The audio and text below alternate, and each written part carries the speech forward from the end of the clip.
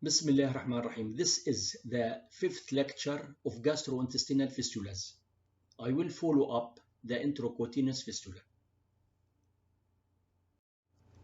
I will talk now about support of patient and family. Treatment and chronic care of the fistula are psychologically draining for patients and families.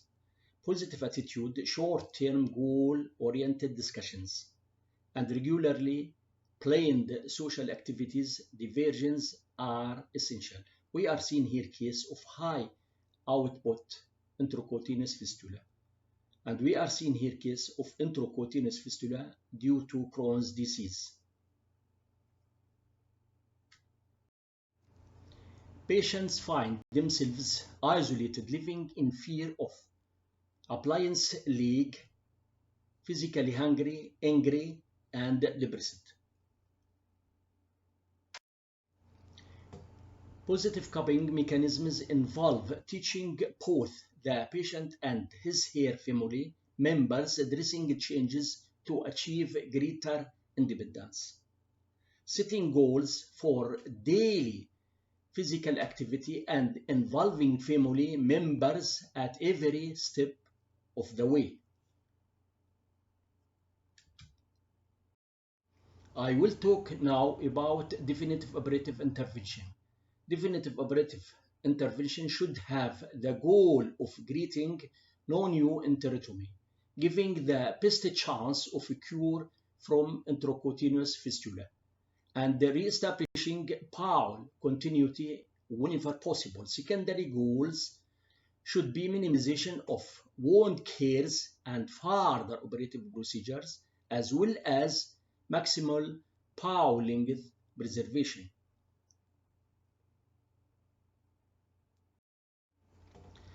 The time interval in which operative intervention is associated with a significantly higher mortality has been outlined by Physio et al. Counting from the day of previous surgery, return to the operating room within 10 days resulted in 13% mortality. Operating between 11 and 42 days was associated with 21% mortality, and after 42 days, mortality returns to 11% in average patients.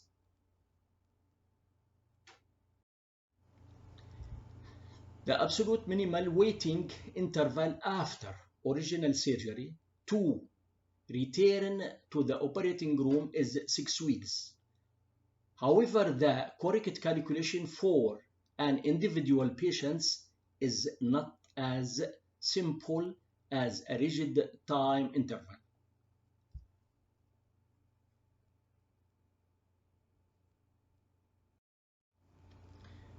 Besides waiting out the period of post-operative obliterative peritonitis, taking into account the density of adhesions with the most recent surgery, operative history, and the degree of sepsis treated, as well ensuring optimization of nutritional status, are all important factors in considering the optimal timing for operative treatment. We are seeing here cases of acute peritonitis, and we are seeing here cases of adhesions.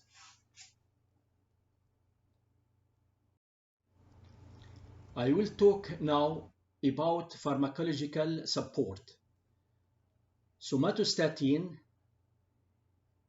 analog octreotide 100 to 250 mcg 3 times daily reduces fistula output by 40 to 60% by the end of 24 hours.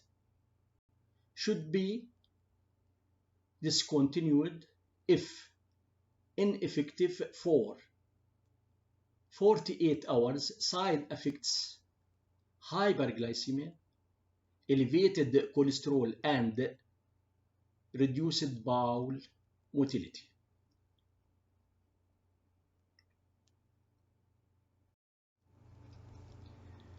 Octreotide and total parenteral nutrition seen to have a synergistic effect on reduction of effluent volume and improvement in fistula closure rates.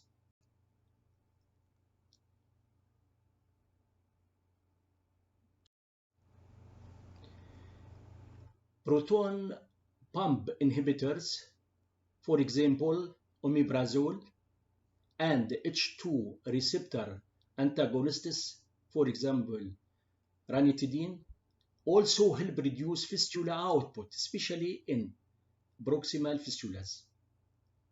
Complications include upper respiratory tract infection, headache, fatigue, etc.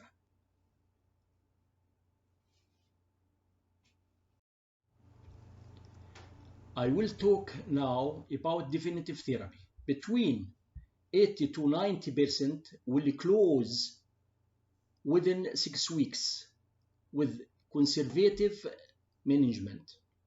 Surgery between 10 days and 6 weeks post-operative will encounter the worst adhesions.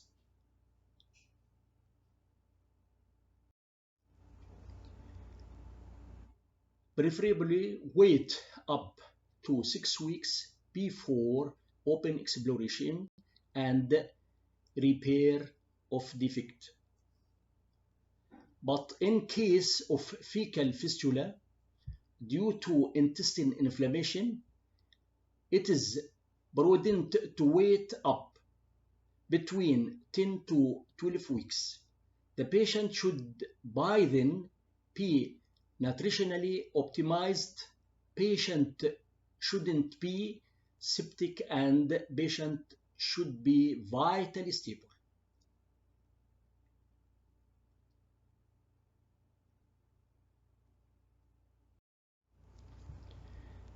Definitive operative correction remains the final step in the treatment of non-healing small intestinal fistula.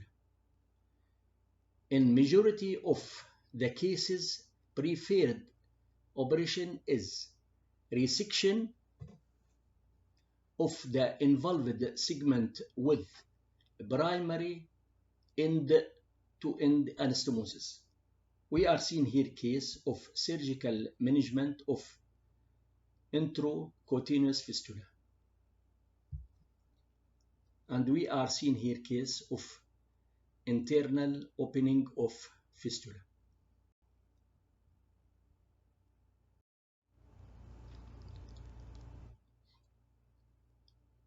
However, if a primary anastomosis is not possible, then both the proximal and distal ends of intestine are exteriorized. In case of the fistula is deemed inappropriate for resection, such as when it develops after a deep pelvic procedure, staged approach involving bypass should be considered.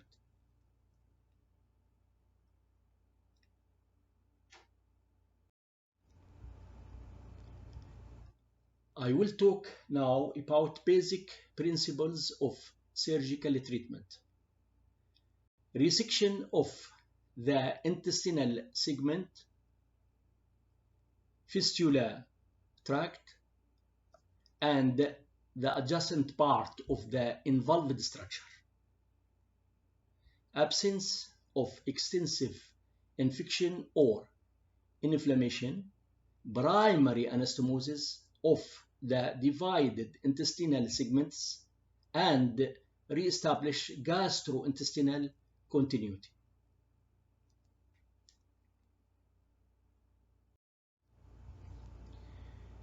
Presence of extensive infection in the intra-abdomen.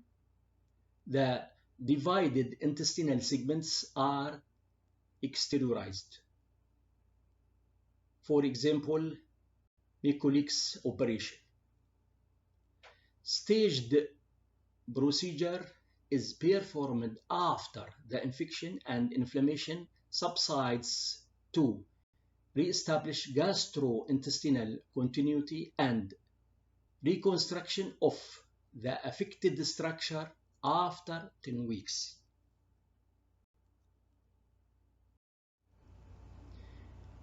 Resection of the involved segment with primary end-to-end anastomosis, exteriorization of both ends, proximal and distal, in the presence of extensive intra-abdominal sepsis. Bypass procedure when dense adhesions are encountered within the pelvis. We are seeing here case of end-to-end anastomosis of small bowel.